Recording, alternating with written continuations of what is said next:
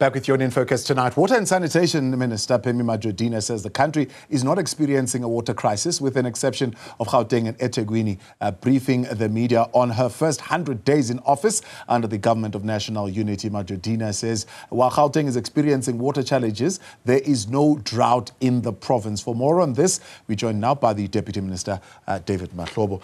DM, good to have you, and thank you very much for your time. It is maybe a little bit concerning for some to hear the chairperson of the Cabinet's Water Task Team saying something else and the minister saying something else. Because the chairperson of the Cabinet's Water Task Team, that's Deputy President Paul Mashatile, says, in fact, the restrictions should go to level 2 or 3. The minister saying, no, level 1 is fine. Which one is it? No, thank you very much, Tawa, and to a very good evening to your viewers. Remember, Tawa, what we're dealing with here. When Minister spoke, there are 2 levels. Level 1 is that when it comes to water availability in Gauteng and elsewhere, we are still, in terms of the water balance, we're okay. But there are challenges. If we don't do certain things, we'll be in trouble. The water restriction measures that were introduced is because there have been engagements with Gauteng, and we said that in the meantime, there are problems that out of the 500 billion liters, that rainwater is actually treating more than what the license gave them, that we allow that provision. More than 2.3 to 2.4 billion stable, they are lost either due to water leaks, which is physical losses, illegal connections, and also the question of the tethering system. Then what we said is that in the meantime, apply restrictions, because the people in Gauteng, they are using the number of liters per person per day is hovering around 290 liters per person per day, while the global average is at around 173 liters per person per day. You go to Ekurhuleni as an example, they are doing well. They've came down. Swane is also coming down. Johannesburg is very high. Then we said that to reduce it, you then have to apply the pressure reducing valves. In other words, you reduce the pressure in the system.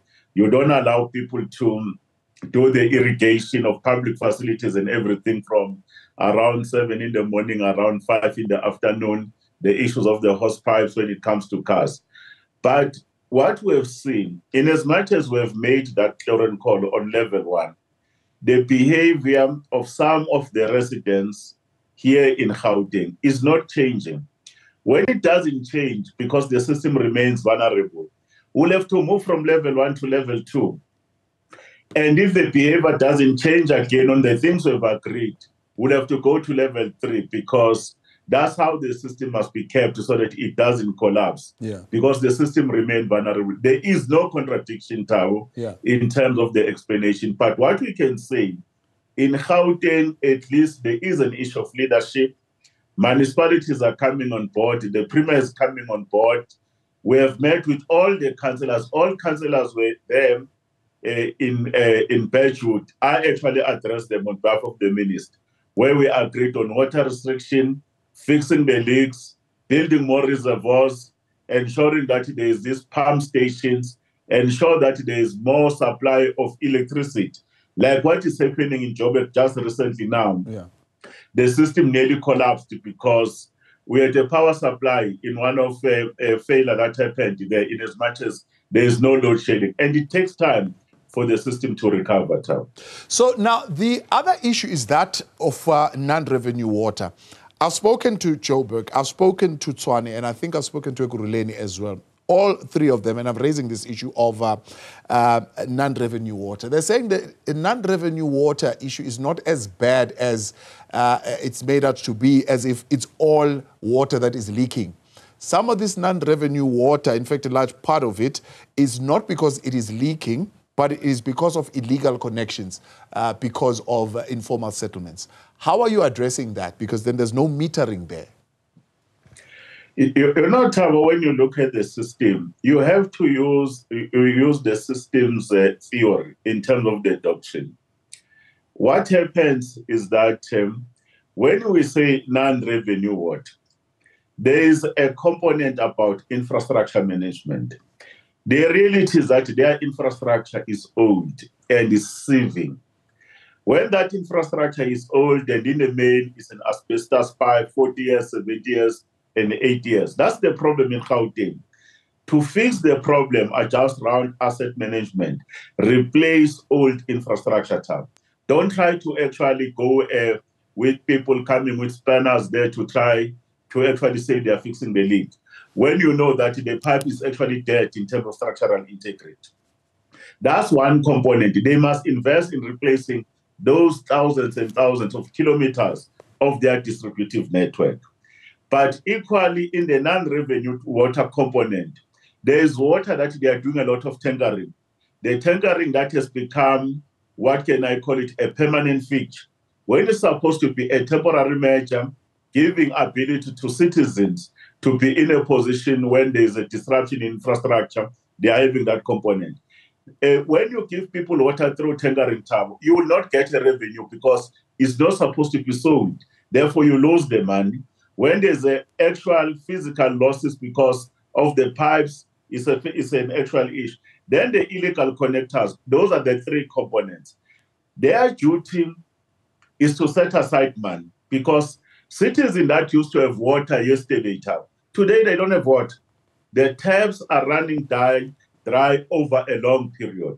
When now the infrastructure is in a good condition, in other words, instead of losing 2.4 billion liters, their water losses can come down to about 30% to 25%. They must do it over time because it is in their interest on twofold. The citizen is denied the access to water, themselves are denied the necessary revenue that they can be able to inject on issues of operational expenditure around old infrastructure, but also on CAPEX to build new infrastructure going forward. That's how the issues are actually going to be happening. It's not going to be useful now to start to say it's not an issue. Then when the infrastructure now is in good condition, most of the areas you can see the pipe are bursting. When they are bursting those particular pipes, is one, because they are old.